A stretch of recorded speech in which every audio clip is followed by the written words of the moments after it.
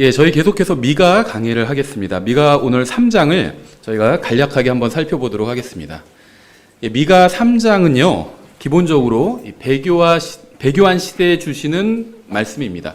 3장뿐만 아니라 미가서 전체가 기본적으로 배교한 시대에 주시는 말씀인데요. 사실 지금 이 시대에 어느 국가에 적용해도 아주 딱 들어맞는 그런 말씀이라고 볼 수가 있습니다. 예, 미가서 3장인데요. 미가서 3장 12절까지 있는데요. 이해를 위해서 제가 한번 쭉 읽어볼 테니까 한번 들어보십시오. 미가서 3장 1절부터 12절까지 좀 길지만 제가 한번 쭉 읽어보겠습니다.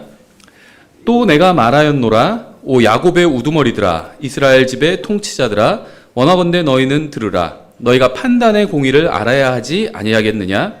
너희가 선을 미워하고 악을 사랑하며 그들에게서 가죽을 벗겨내고 그들의 뼈에서 살을 뜯어내며 또한 내 백성의 살을 먹고 그들에게서 가죽을 벗겨내나니 저들이 냄비와 솥에 담을 고기처럼 그들의 뼈들을 꺾은 뒤 여러 조각으로 자르는도다.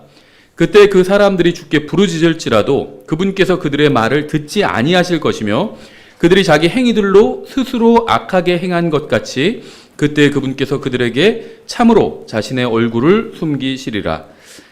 내 백성을 잘못된 길로 이끄는 대언자들은 자기 이로 물면서 평안하다 하고 외치며 또 자기 입에 넣어주지 아니하는 자를 대적하여 참으로 전쟁을 예비하는데 이런 대언자들에 관하여 주께서 이같이 말씀하시느니라. 그러므로 밤이 너희에게 닥치리니 이로써 너희가 환상 계시를 갖지 못할 것이요 그것이 너희에게 어둡게 되리니 이로써 너희가 점을 치지 못할 것이며 해가 그 대언자들 위로 짐으로 낮이 그들 위에서 어둡게 되리라. 그러면 선견자들이 부끄러워하고 점쟁이들이 당황할 것이며 참으로 그들이 다 자기 입술을 가리리니 이는 하나님의 응답이 없기 때문이라. 그러나 진실로 나는 주의 영으로 말미암아 권능과 판단의 공의와 능력으로 충만하여 야곱에게 그의 범법을 이스라엘에게 그의 죄를 밝히 알리리라. 야곱 집의 우두머리들과 이스라엘 집의 통치자들 곧 판단의 공의를 혐오하며 모든 공평을 굽게 하는 자들아, 원하건대 너희는 이 말을 들으라. 그들이 시온을 피로 예루살렘을 불법으로 건축하는도다. 그곳의 우두머리들은 대가를 위해 재판하며 그곳의 제사장들은 품삯을 위해 가르치고 그곳의 대언자들은 돈을 위해 점을 치면서도 그들은 여전히 주를 의지하여 말하기를 주께서 우리 가운데 계시지 아니하느냐? 어떤 해악도 우리에게 닥칠 수 없느니라 하는도다. 그러므로 너희로 인해 시온은 밭같이 쟁기로 갈리고 예루살렘은 폐허 더미가 되며 그 집에 사는 숲의 높은 곳들같이 되리라. 굉장히 강도 높은 경고의 말씀입니다. 일단 주님께서는 권력자들에 대해서 말씀하고 계시고요. 또 백성에 대해서도 말씀하고 계시고 또 이제 종교 지도자들, 대언자들에 대해서도 말씀하고 계시죠. 이 세 부류의 사람들에게 모두 경고와 책망을 하시고 그 다음에 심판을 선언하십니다. 잠깐 먼저 기도하겠습니다. 하나님 아버지, 이 시간에 주님의 말씀에 복을 더해 주시기 원합니다. 저희가 이 말씀을 믿고 마음속에 깊이 간직하여 항상 기억할 수 있게 도와주시기 원합니다. 예수님의 이름으로 기도드렸습니다. 아멘. 예, 미국이나 한국은 성경에 없습니다. 지난 시간에도 말씀드린 것처럼 간접적으로는 포함이 되겠죠. 모든 민족들아 그랬을 때는 미국이나 한국도 포함되겠죠. 직접적으로는 없다는 겁니다. 미국이나 한국에 관한 직접적인 어떤 그런 말씀은 없습니다. 유엔도 성경에 없죠. 일반적으로 성경에서는요, 하나님께서 한 민족에게 하신 말씀을 이제 다른 민족에게도 영적으로 적용할 수 있습니다. 지금 이 미가 3장은 이스라엘 민족에게 하시는 말씀이죠. 이 말씀을 이제 우리 민족이나 다른 나라 어느 민족에게도 다 영적으로는 적용할 수 있다는 겁니다. 하나님께서 미가서 3장에서 말씀하신 그대로 이스라엘을 심판하셨습니다. 그리고 이 말씀대로 모든 민족을 또 심판하실 겁니다. 제가 지금 하는 것과 같은 이런 죄와 심판과 형벌에 관한 설교를 싫어하는 사람들이 많이 있어요. 우리 민족에 대해서 좀 긍정적인 설교를 하지 왜 이렇게 부정적인 설교를 하느냐고 불만을 토로하는 사람들도 있습니다. 저는 죄에 대한 경고가 지금 우리 민족에게 가장 필요한 말씀이라고 생각합니다. 우리나라에는 죄를 대적하여 책망하는 설교를 하는 설교자들이 필요해요. 정치 지도자들의 죄와 또 종교 지도자들의 죄와 또 일반 국민의 죄와 성도들의 죄까지도 책망하는 설교자가 필요합니다. 악을 선하다 하고 선을 악하다 하는 사람들에게 필요한 것은 죄에 대한 강력한 책망과 경고입니다.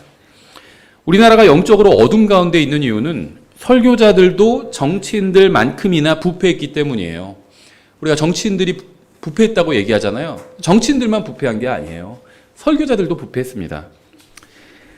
저는 여러분이 미가서 3장을 지금 이 시대에 어떻게 적용할 수 있을지는 모르겠는데요. 근데 분명한 사실은 설교자들을 포함한 대부분의 사람들이 주님의 말씀을 떠나버렸다는 겁니다. 미가서 3장 1절부터 3절에서는 통치자들과 우두머리들을 책망하고 있습니다. 권력자들이에요. 이들은 마땅히 백성의 본이 되어야 하는 자들이었습니다. 사회 지도층이라고 하죠. 그래서 지도층이 본을 보여야 된다, 이런 얘기 하죠. 우리가 일반적으로도.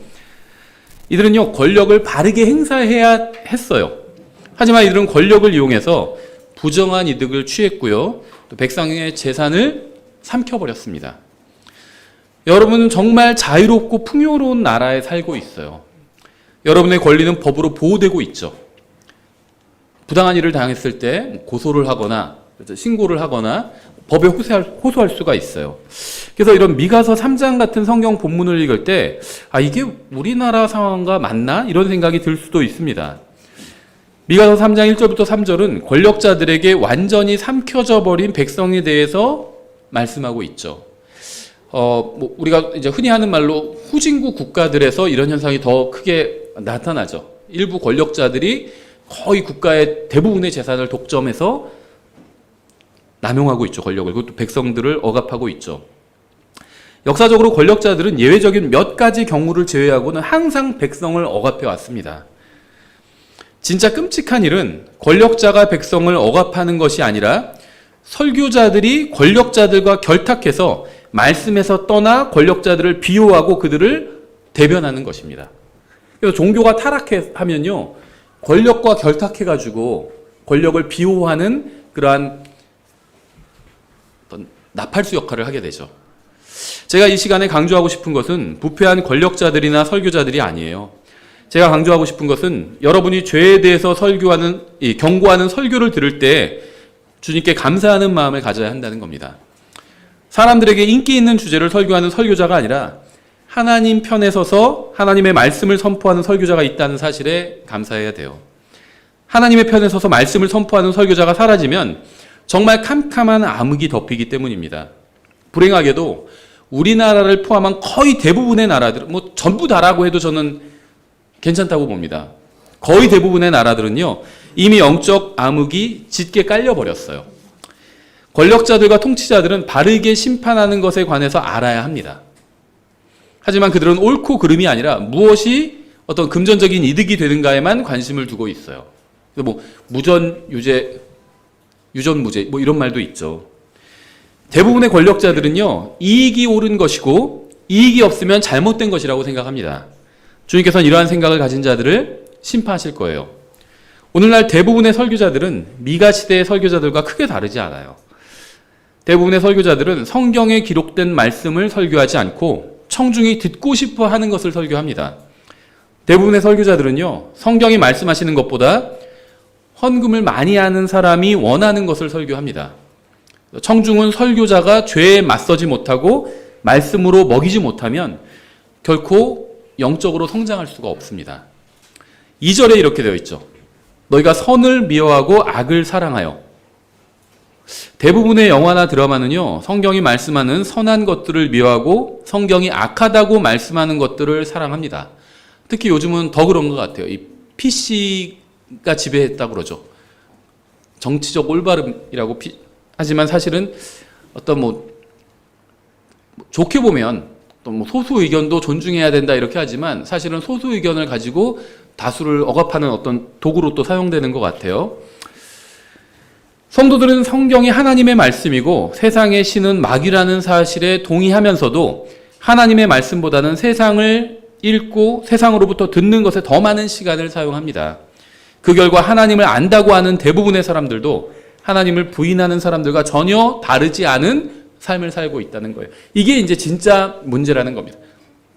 세상의 권력자들이 부패하는 건요, 어찌 보면 당연한 일이에요. 이 세상의 신은 마귀라고 성경이 말씀하고 있잖아요. 또 하나님을 믿지 않는 사람들이 부패하는 것도 당연한 일입니다.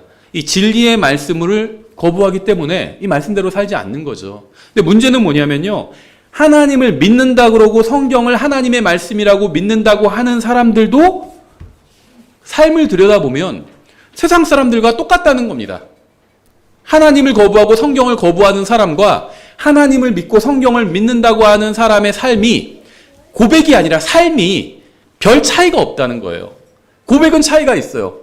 한쪽에선 난 성경 안 믿어, 하나님 안 믿어 하고, 한쪽에선 하나님 믿어, 성경 믿어 하고, 이렇게 주일에는 교회 와서 주님께 또 경배도 드립니다. 찬양도 하고. 근데 교회 문을 나가는 순간 세상 사람과 크게 다르지 않은 삶을 산다는 겁니다. 그래서 오늘날 하나님의 말씀을 읽고 믿고 그 말씀대로 사는 사람들은 아주 적은 수만 남게 되었습니다. 제가 성경이 말씀하시는 것을 선포해도 세상 사람들은 듣지 않아요. 듣지 않고 신경 쓰지 않기 때문에 반대하지도 않습니다. 제 설교에 싫어요 누르는 사람들은 세상 사람들이 아니라는 거예요. 관심이 없어요. 어차피 안 들어요. 세상 사람은 제 설교 안 들어요. 유튜브에서 더 재밌는 거 보지. 설교자들이 선포하는 말씀을 반대하는 것은 세상 사람들이 아니라 믿는다고 고백하는 사람들이에요. 성경에서 말씀하시는 아내에 관해서 설교하면 세상이 아니라 자매들이 반대합니다. 아내는 남편에게 순종해야 됩니다. 믿지 않는 남편에게도 순종해야 됩니다. 이러면요, 자매들이 반대해요. 믿지 않는데 신앙이 좋지 않은 남편에게도 순종해야 됩니다. 성경에서는요, 남편에게 순종하라고 그럴 때 어떤 단서가 없어요. 남편이면 순종하는 겁니다. 자매님들을 싫어하죠. 신앙이 좋은 남편에게만 순종하라고 하면 어떤 남편에게 누가 순종하겠어요? 아무도 순종 안 하지. 반대 경우도 마찬가지죠. 남편에 관해서 설교하면요, 세상이 아니라 형제들이 반대해요. 아내를 사랑하라고 그러면요, 사랑할 만한 아내를 사랑하라 이렇게 말씀하고 있지 않죠. 그러면 사랑받을 아내가 어디 있겠어요. 그래서 설교자들이 청중의 눈치를 보게 되었고요, 그들이 교회를 떠날 것을 염려하게 되면서 더 이상 청중의 죄를 책망하는 설교는 하지 못하게 된 겁니다. 혹시 이런 설교했다가 헌금이 줄으면 어떡하지? 사람들이 떠나면 어떡하지, 교회에서? 이런 걸 걱정하면서 사람들이 듣기 싫어, 하나님의 말씀에 기록되어 있는 거지만 사람들이 듣기 싫어하는 건 설교하지 않게 된 거예요. 2절에 이렇게 되어 있죠. 너희가 선을 미워하고 악을 사랑하여 그들에게서 가죽을 벗겨내고 그들의 뼈에서 살을 뜯어내며, 지금 이제 권력자들에 대해서 경고하시는 거예요. 또 내 백성의 살을 먹고 그들에게서 가죽을 벗겨내나니 그들이 냄비와 솥에 담을 고기처럼 저들의 뼈들을 꺾고 조각조각 자르는도다. 무슨 뭐 요리할 때에 대해서 묘사하는 것 같은데, 문제는 그 요리하는 그 주 재료가 백성이라는 거죠. 마치 식인종을 묘사하는 것처럼 이렇게 말씀하고 있어요. 물론 이걸 영적으로 적용할 수도 있겠죠. 근데 이게 실제적으로 자국민을 학살한 예는요, 굉장히 많아요. 성경에도 많고요. 에스더 이야기도 그렇죠. 이스라엘이 타국에서 노예 생활을 하는데 거기서 완전히 다 멸절당할 뻔했죠. 민족 전체가. 뭐 근대 1900년대 이후에도요, 이런 예는 굉장히 많습니다. 당장 뭐 2차 대전만 해도요, 수많은 유대인들이 학살당했죠. 유대인들만 학살을 당한 게 아니에요. 이게 2차 대전 이후에도요, 엄청난 학살이 굉장히 많이 일어났습니다. 이 50년대부터 80년대까지 터키에서는요, 200만 명이 부족이 다르다는 이유로 학살당했고요. 타국에 의해서 학살당한 게 아니에요. 자국 정부에 의해서 학살당한 거예요. 1994년에서 르완다에서 80만 명 부족민들이요, 정부에 의해서 학살을 당했습니다. 75년부터 79년까지 캄보디아에서요, 킬링필드라고 했죠. 200만 명의 자국민을 이 폴포트라는 잘못된 지도자가 학살을 했죠. 기독교인들을 색출한다고 하면서 학살을 했는데 어떻게 했냐면요, 10,000명이 사는 마을이 있는데 그 중에 한 명의 기독교인이 있다는 첩보를 접하면요, 그 기독교인을 찾아서 학살해야 되는데 찾기가 어렵잖아요. 그럼 그냥 10,000명 다 죽여버리는 거예요. 그런 식으로 학살했어요. 그래서 200만 이상의 사람들을 학살한 겁니다. 자국민을. 32년부터 45년 사이에 소련에서 스탈린은 적게는 700만 명, 많게는 3,500만 명의 자국민을 굶어 죽게 하거나 학살했습니다. 살해했어요. 92년부터 95년 사이에요. 보스니아에서요. 카톨릭에서 20만 명의 무슬림들이 학살당했습니다. 2차 대전 전에 37년부터 38년 사이에 일본군에 의해서 중국에서 30만 명 이상의 또 민간인이 학살당했죠. 2차 대전 당시에 39년부터 45년 사이에 일본군이요. 1,400만 명의 아시아 사람들을 살해했어요. 60년대, 70년대 콩고에서는요. 1,300만 명의 아프리카 사람들이 살해당했습니다. 이 모든 것은 권력자들이 하나님의 말씀을 버리고 자신들의 힘을 부정하게 사용한 결과예요. 히틀러가요, 유대인들만 살해한 게 아니죠. 1200만 명의 사람들을 살해했어요. 유대인들만 죽인 게 아니라 히틀러는 카톨릭 신자였죠. 개신교인들도 죽였고요. 또 동성연애자들도 죽였어요. 장애인들도 살해했습니다. 아마 유대인들과 개신교인들 또 장애인들 살해한 건 좀 너무하지만 동성연애자들은 죽여도 되지 않나? 이렇게 생각하는 기독교인이 있을지 모르겠는데요. 하나님께서는요, 누구도 지옥에 가는 것을 원하지 않으십니다. 회개하고 구원받는 걸 원하시죠. 여러분이 누군가를 판단할 때, 저 사람 죽어도 되지 않나? 이렇게 판단할 때는요, 어떤 영을 가지고 있는지 스스로 점검해 봐야 돼요. 1965년부터 66년 사이에 인도네시아에서요, 무슬림들은 300만 명의 비무슬림들을 살해했습니다. 다 엄청나게 오래전 이야기가 아니에요. 1800년대 말부터 1900년대 초에 유명한 얘기죠. 이 벨기에 레오폴드 국왕이라는 사람이 800만 명의 콩고인들을 살해했죠. 1975년부터 78년까지 에티오피아에서요, 150만 명이 살해당합니다. 정부에 의해서. 또 79년부터 82년까지 소련은요, 아프가니스탄에서 90만 명을 살해했습니다. 다른 정부에 의해서 살해당한 거죠. 또 이라크에서 사담 후세인이요, 60만 명의 무슬림들을 살해합니다. 무슬림이니까 무슬림 안 죽일 거죠. 무슬림이 무슬림을 죽이는 거예요, 또. 이러한 끔찍한 학살은요, 성경적 기독교와는 무관합니다. 이러한 학살은 모두 권력자들이 자신들의 권력을 남용해서 비협조적이고 불필요하다고 판단한 사람들을 살해한 겁니다. 우리는 이러한 대학살 사건을 통해서 중요한 교훈을 얻을 수 있죠. 여러분은 여러분이 생각하는 것보다 더 많은 복을 받았다는 걸 알 수 있어요. 우리나라 정부가 모든 정부는 사실 다 형편없어요. 우리나라 정부도 형편없긴 하지만 이 정도는 아니잖아요. 자국민을 막 몇백만 명씩 살해하진 않죠. 이거는 다행으로 여겨야 되는 점이죠. 그리고 아직 죄를 지적하고 책망하면서 하나님의 말씀을 선포하는 설교자가 있다면 아직은 희망이 있는 겁니다. 4절에 이렇게 되어 있어요. 그때 그들이 주에게 부르짖을지라도 그가 그들의 말을 듣지 아니하고, 주님께 부르짖어서 기도하고 있는 겁니다. 국가 조찬 기도회 같은 데서 막 주여 하면서 부르짖어서 기도하고 있는 거예요. 근데 주님께서 듣지 않으시는 겁니다. 그들이 자기들의 행위들로 스스로 악하게 행한 것 같이 그때 그가 그들에게 심지어 자신의 얼굴을 숨기리라. 하나님께서 얼굴을 숨기시겠다는, 무슨 말인가요? 쳐다보지도 않으시겠다는 거예요. 얼굴을 돌리시겠다는 거예요. 이것은 백성이 주님의 말씀을 듣지 않고 죄를 지었다가 나중에 주님께 부르짖는데 주님께서 너무 늦었다고 말씀하시는 경우입니다. 이런 경우는요, 정말 흔해요. 이거는 민족적으로도 흔하고요, 개인적으로도 흔합니다. 굉장히 흔해요. 성경엔 이런 예가 굉장히 많아요. 그러니까 하나님께서 기도에 응답하지 않으신다는 말씀이 성경에는 굉장히 많이 나옵니다. 예를 들면요, 제가 몇 가지 경우들을 찾아서 보여드릴게요.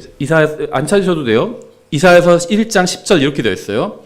너희 소돔의 치리자들아, 주의 말씀을 들을지어다. 너희 고모라의 백성들아, 우리 하나님의 법에 귀를 기울일지어다. 지금 이사야서 말씀은요, 이스라엘 백성에게 주시는 말씀이죠. 소돔과 고모라는 이스라엘 백성과는 무관합니다. 그렇죠? 근데 이사야 시대의 통치자들과 백성에게 경고하시는데 그들을 소돔과 고모라라고 부르시는 이유가 무엇인지는 분명하죠. 그들의 죄는 소돔과 고모라가 지었던 어떤 성적인 죄나 이런 죄들도 있었기 때문입니다. 여기서 말하는 소돔과 고모라는 실제 소돔과 고모라가 아니에요. 그들은 이미 오래전에 멸망했죠. 여기서는 하나님의 말씀을 받았지만 소돔과 고모라 사람들처럼 살았던 자들을 부르고 있는 겁니다. 권력자들을 소돔이라고 부르시고요. 일반 백성들을 고모라라고 부르신 거예요. 11절 주가 말하노라 너희가 내게 바치는 수많은 희생물이 무슨 소용이 있느냐 나는 수량의 한번 잘 문맥을 보세요. 지금 이사야서 문맥을 보면요. 이 사람들이 겉으로는 종교 생활을 하고 있어요. 하나님 앞에 나와서 신앙생활을 하면서 심지어 희생물로 바치고 있습니다. 희생물을 뭘로 바치죠? 동물로 바치죠. 과거에는요. 소, 양, 염소 이런 게 재산이에요. 재산입니다. 그렇죠? 지금으로 치면 차나 마찬가지요. 말과 소 같은 건요. 그래서 막 아주 유명한 차 이렇게 마크 같은 게 뭐 말이 막 이러고 있고 소가 막 있고 막 그렇잖아요. 소와 말 재산입니다. 근데 이런 재산을요 바치기까지 합니다. 많은 재산을 주님께. 근데 주님께서는 지금 책망하고 계신 거예요. 왜 그럴까요? 너희가 내게 바치는 수많은 희생물이 무슨 소용이 있는? 지금 이 사람들은요 어디 무슨 우상 앞에 바치는 것도 아니에요. 불상 앞에 가서 막 절하고요. 무슨 막 이상한 막 팔 무슨 막 몇십 개 있는 우상 앞에 가서 거기에 절하고 거기에 막 잘못된 헌물을 바치는 것도 아닙니다. 성경에서 말씀하신 바른 헌물을요. 바른 하나님께 바치고 있어요. 그런데 책망을 받고 있는 겁니다.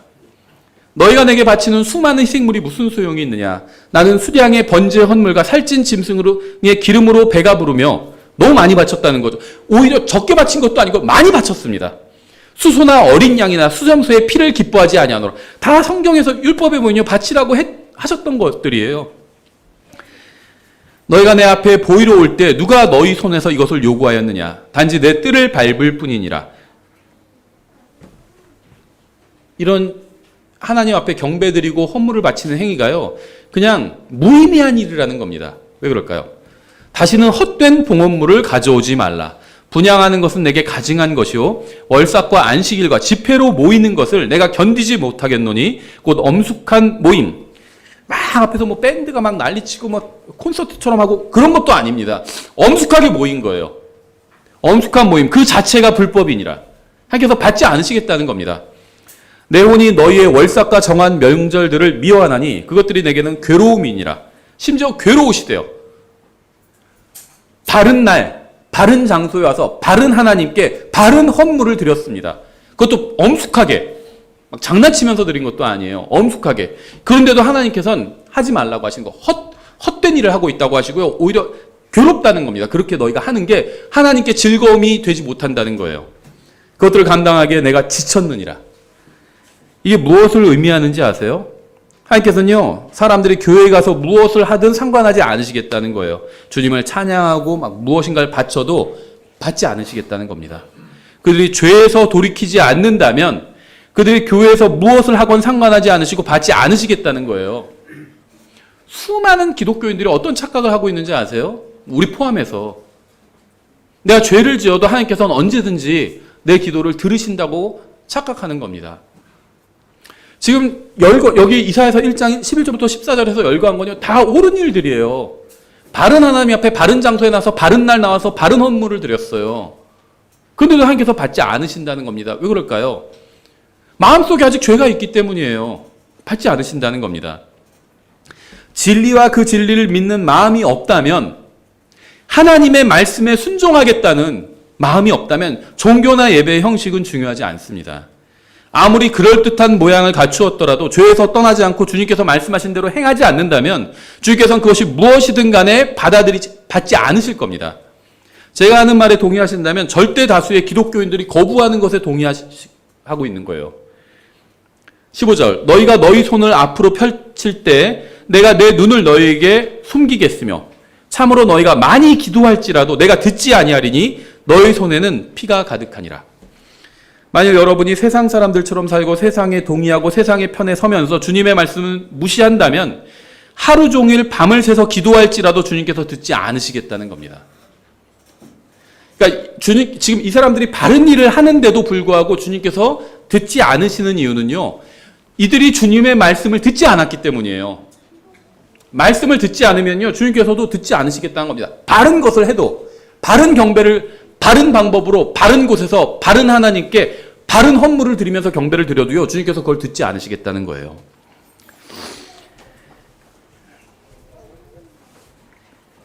말씀을 무시하고 자기 마음대로 살면서 필요할 때만 찾는 기도에 주님은 결코 응답하지 않으실 겁니다. 주님은 무슨 램프의 요정이 아니에요. 필요할 때 그냥 몇 푼 쥐어주고 내가 좀 드리고 주님께 그 다음에 기도하면 주님께서 응답해 주시겠지. 그건 큰 착각입니다. 잠언 1장 24절도 이렇게 말씀하고 있어요. 내가 불렀으나 너희가 거절하였도다. 내가 손을 내밀었으나 아무도 중시하지 아니하였으며 도리어 너희가 내 모든 권고를 무시하고 내 책망을 전혀 원치 아니하였은즉. 성경이 지금 그 진리가 의인화돼서 말씀하고 있는 거죠. 하나님께서 말씀을 통해서 권고를 하시고 책망을 하셨는데 전혀 듣지 않는다는 겁니다. 관심이 없어요. 일요일에 교회에 나옵니다. 종교 활동도 해요. 근데 하나님의 말씀을 듣지 않는 거예요. 여러분이 무엇을 믿느냐, 어떻게 생각하느냐는 중요하지 않습니다. 중요한 것은요, 하나님께서 무엇이라고 말씀하셨느냐예요. 아무리 찬양을 하고 대단한 행위를 한다 해도 하나님께서 말씀하신 것을 듣지 않는다면 그것은 결국 주님을 무시하는 겁니다. 여러분이 아무리 좋은 선물을 누군가에게 준다 할지라도요, 그 사람이 하는 말을 듣지 않는다면 그건 그 사람을 무시하는 겁니다. 누군가를 존중하는 건요, 먼저 그 사람의 말을 듣는 것에서부터 시작이 됩니다. 그 다음에 말은 듣지도 않으면서 그 사람을 존중할 수 있는 방법은 없어요. 26절 이렇게 되어 있어요. 잠언 1장 26절. 나도 내 재난을 보고 웃으며 내 두려움이 이를 때 조롱하리니 그때 내 두려움이 황폐함같이 이르고 내 멸망이 회오리바람같이 이르며 내게 고난과 번민이 이르리라. 그때 그들이 나를 부를 터이나 기도한다는 겁니다. 내가 대답하지 아니하겠고 그들이 일찍 나를 찾아도 막 새벽에 나와가지고 막 찾고 그래도요 안 들으시겠다는 거예요. 그들이 일찍 나를 찾아도 나를 발견하지 못하리니 이는 그들이 지식을 미워하고 주 두려워하기를 택하지 아니하며 내 권고를 전혀 원치 아니하고 내 모든 책망을 멸시하였기 때문이니라. 하나님께서는 말씀을 무시한 사람의 부르짖음은 듣지 않으실 겁니다. 이건 구원과는 관련이 없어요.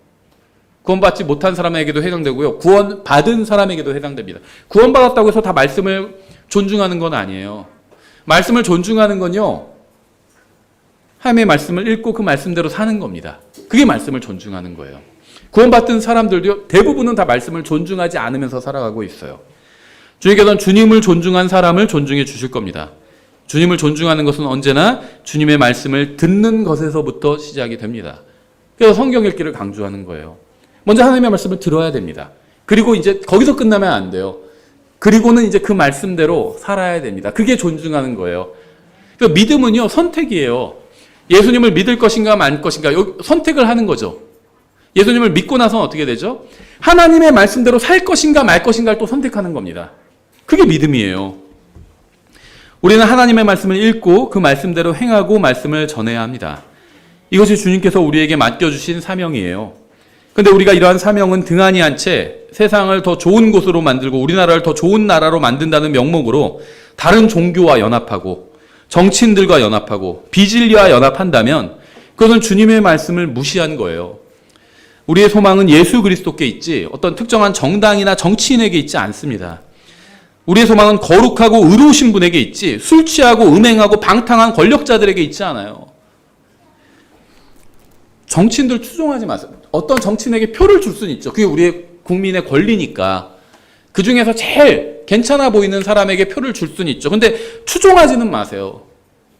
저는요, 독립침례에 속하고 자기가 바른 성경을 믿고 바른 교리를 믿는다고 하는 사람 중에서도 페이스북에 이제 저와 친구 맺기 돼 있는 사람들을 보면요, 정치인들을 막 높이고 추종해요.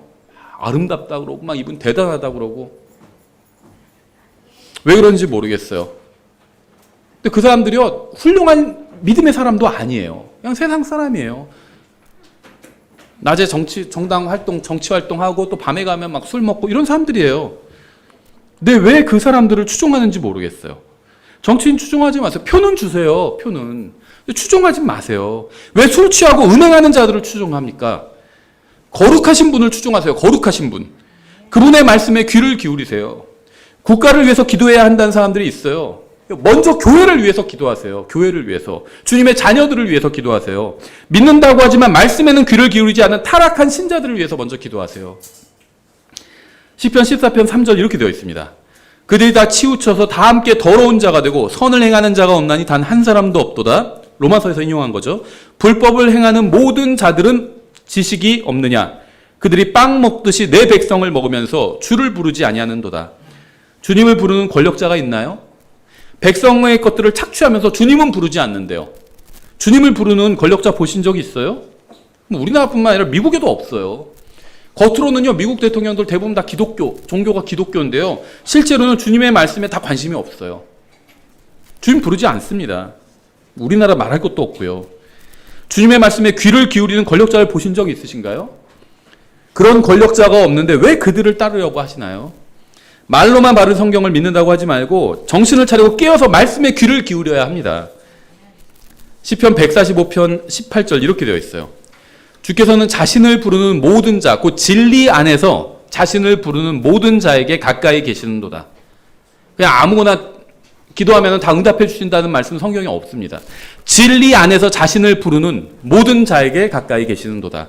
그분께서 자신을 두려워하는 자들의 소원을 이루시며 또 그들의 부르짖음을 들으사. 누구의 부르짖음을 들으시나요? 단순히 구원받은 사람의 부르짖음을 들으시는 것이 아니라 주님을 두려워하는 사람의 부르짖음을 들으시는 겁니다. 부르짖음을 들으사 그들을 구원하시리로다. 주께서 자신을 사랑하는 모든 자들은 보존하시나 모든 사악한 자들은 멸하시리로다. 주님을 부른다고 해서 주님께서 다 응답해 주시는 것이 절대 아닙니다. 주님께서는 진리 안에서 자신을 부르는 자들에게 응답해 주실 겁니다. 주님을 두려워하면서 주님의 말씀을 존중하는 사람에게 응답해 주실 거예요. 주님의 말씀을 무시하고 주님을 무시하는 자들에게는 응답하지 않으실 겁니다. 전 지금 구원에 관한 이야기를 하는 것이 아니라 기도 응답에 관한 이야기를 하고 있는 겁니다. 하나님은 거룩하신 분이라는 사실을 잊지 마십시오. 주님께 응답을 받기 원한다면 더러운 신발을 벗어야 돼요. 그리고 먼저 주님의 말씀에 귀를 기울여야 합니다.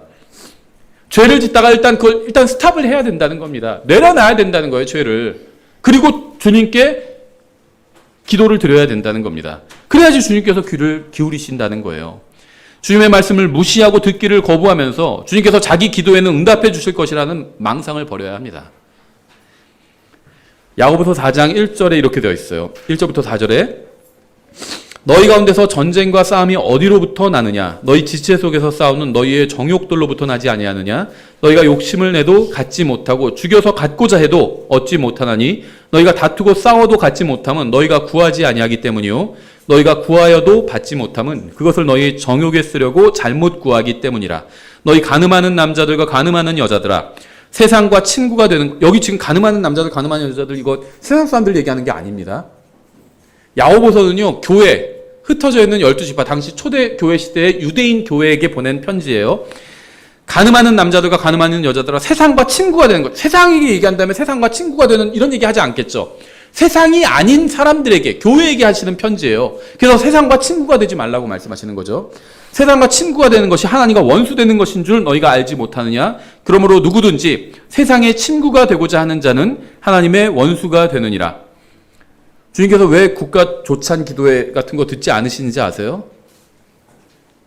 국가적으로 뭘 기도할 때는요, 주님 앞에 나올 때는요, 주님께서 여기서 가늠하는 남자들과 가늠하는 여자들이라고 하셨잖아요. 가늠을 몰아내지 않았기 때문에 국가에서 허용해 주잖아요. 가늠하는 거. 뭐라고 부르는 줄 아세요?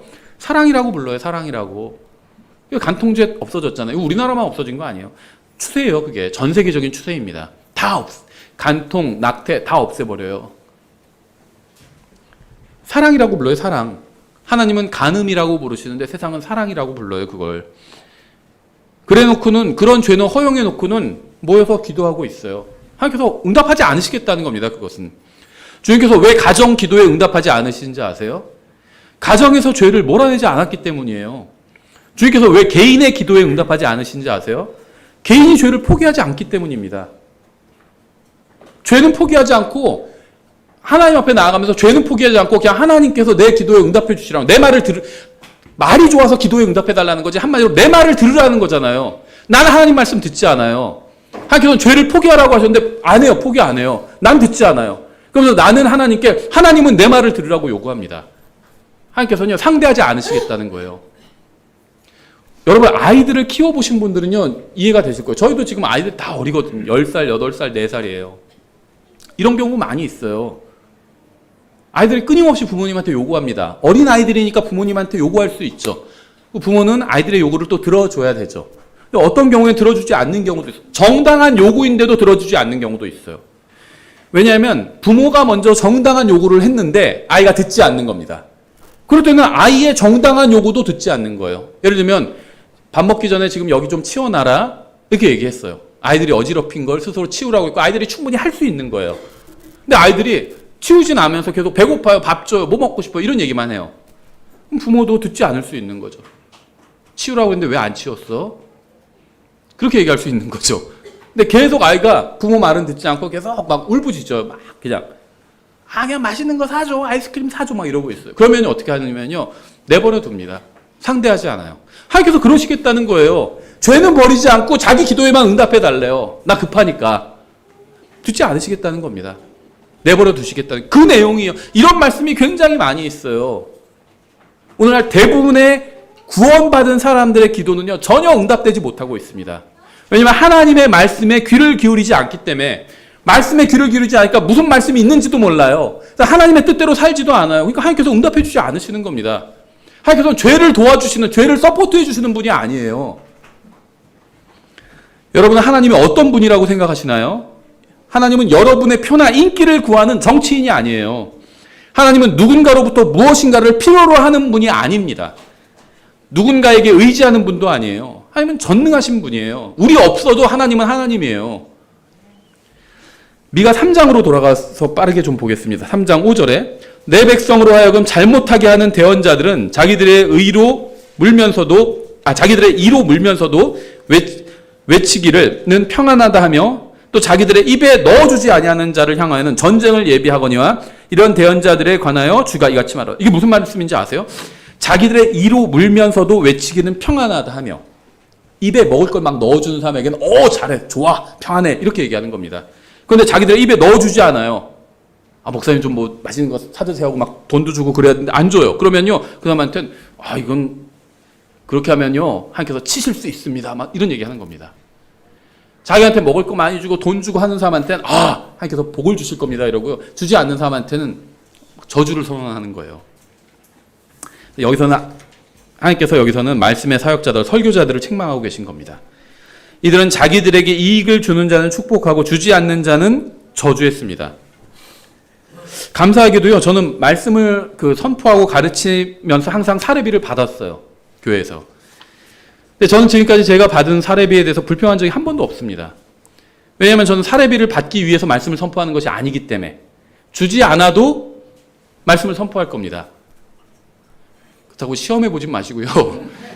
그래도 주지 않고 누가 주지 않는다고 해도 선포해요. 항상 그랬습니다. 말씀을 선포할 기회만 있으면 선포했습니다. 요청하면 선포했어요. 항상 어디서든.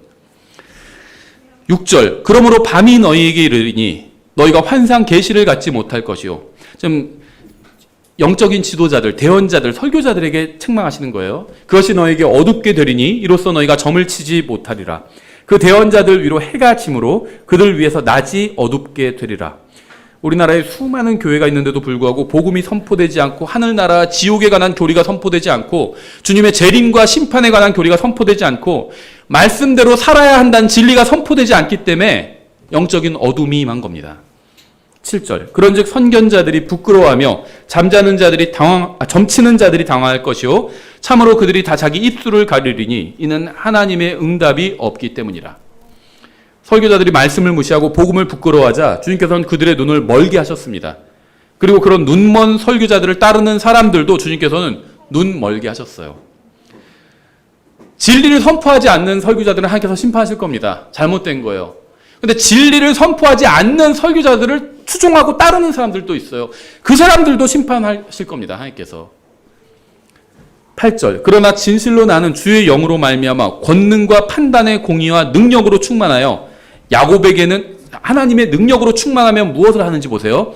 야곱에게는 그의 범법을 이스라엘에게는 그의 죄를 밝히 알리리라.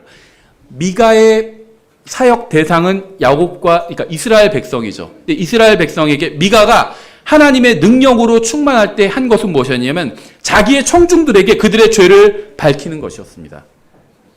하나님의 권능을 맛보고 싶으신가요? 그러면 사람들에게 진리를 선포하십시오. 진리를 전해주세요. 여러분도 미가처럼 될 수 있어요. 하나님의 능력을 보고 싶으면 진리를 선포하세요. 진리를 전해주세요. 알려주세요. 다른 사람에게 진리를 알려주세요. 진리를 선포하는 것이 무엇인지 아세요?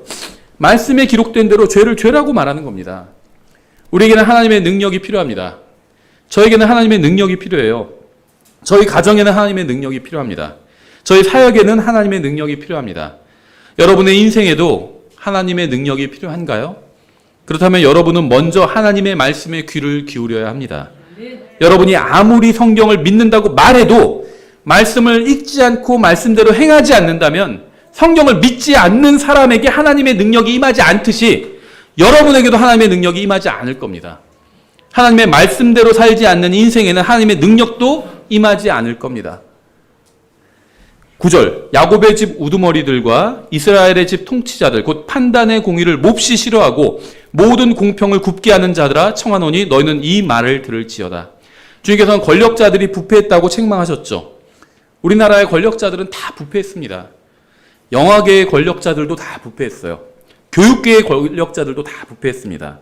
힘 있는 사람들 있죠. 각 분야에서. 그런 사람들이 다 부패했다는 거예요. 저는 영화계나 교육계나 정부에 속한 모든 사람이 다 부패했다는 말을 하는 것은 아닙니다. 부패하지 않은 사람도 있어요. 아주 소수 하나님의 말씀대로 의롭게 살려고 하는 사람들도 있습니다. 하지만 어떤 분야든지 권력을 잡은 자들은 다 부패했다는 거예요. 저는 그러한 것들의 권력을 장악한 자들이 부패했다는 사실을 지금 지적하고 있는 겁니다. 왜냐하면 그들은 하나님의 말씀을 무시하기 때문이에요. 그들 중에는 교회에 다니는 사람들도 있지만 그들이 다니는 교회도 말씀을 무시합니다. 그래서 우리나라나 다른 나라나 이 세상에는 희망이 없는 거예요. 참된 희망은 오직 예수님 안에만 있고요. 우리는 예수님을 다시 만난다는 그 복된 소망을 가지고 주님을 기다리고 있는 거죠. 10절, 그들이 시온을 피로 예루살렘을 불법으로 건축하는도다. 그것의 우두머리들은 대가를 바라고 재판하며 그것의 제사장들은 품삯을 바라고 가르치며 그것의 대언자들은 돈을 바라고 점을 치면서도 그들이 여전히 주를 의지하여 말하기를 주께서 우리 가운데 계시지 아니하냐 어떤 재앙도 우리에게 임하지 못하리라 하는도다. 정치 권력자들도 부패했고 설교자들도 부패했습니다. 다 금전적인 이득만을 위해서 일하고 있어요. 돈 많이 주면요 좋은 얘기 해주고요. 돈 주지 않으면 관심도 갖지 않아요. 그래 놓고는 우리가 이렇게 많이 모이고 있으니까 우리 가운데 주님께서 계시지 않겠냐. 이게 다 하나님의 역사 아니냐. 이슬람 무슨 종교 행사 가는 거 가보면요 몇백만이 모여요. 그것도 다 하나님의 역사인가요? 12절, 그런즉 너희로 인하여 시온은 밭같이 쟁기로 갈리고 예루살렘은 돌무더기같이 되며 그 집의 산은 숲의 높은 곳과 같이 되리라. 주님께서 기도에 응답하지 않으시는 이유는 설교자들이 말씀을 제대로 가르치지 않았기 때문이고요. 백성은 그러한 설교자들을 원했기 때문입니다. 미가에 의하면 주님께서 여러분의 기도에 응답하지 않으시는 원인은 말씀을 거부한 여러분 자신에게 있다는 거예요. 하나님께는 아무런 문제가 없어요. 하나님의 말씀에도 문제가 없습니다. 근데 하나님의 말씀을 읽지 않으니까 하나님께서 원하시는 게 뭔지를 몰라요. 나는 하나님을 기쁘시게 한다고 무엇인가 하는데 사실은 그것이 하나님을 기쁘시게 하는 것이 아니라 하나님을 불쾌하게 하는 것을 하면서도 난 하나님을 기쁘시게 한다고 합니다. 그러면서 나는 또 기도를 해요. 하나님께서 그 기도에 듣지 않으시겠다는 겁니다. 여러분은 스스로 결정해야 합니다. 누구도 여러분이 강제로 교회에 오도록 하지 않을 겁니다. 누구도 여러분이 강제로 성경을 읽게 하지도 않을 거예요. 하나님께서 생각해 보세요. 사람에게 있어서 가장 중요한 문제는 죽어서 하늘나라에 가느냐 지옥에 가느냐죠. 근데 그것도 강제로 하지 않으세요. 하나님은. 다른 신앙생활도요 강제로 하게 하지 않으신다는 겁니다. 여러분은 말씀을 읽고 말씀에 순종하고 복음을 전하면서 주님의 증인이 되어야 합니다. 여러분은 하나님의 말씀에 귀를 기울이고 그분을 기쁘시게 해야 합니다. 하지만 이러한 일은 여러분이 아무것도 하지 않는데 저절로 일어나지는 않을 겁니다. 성경에는 모든 문제에 대한 답이 있습니다. 우리는 해결책을 가지고 있어요. 만약 우리가 말씀에 귀를 기울이지 않고 말씀대로 살지 않고 말씀을 가르치지 않고 복음을 전하지 않는다면 우리는 문제를 해결하는 데 어떤 도움도 주지 못하고 있는 겁니다. 부정적인 설교를 했죠.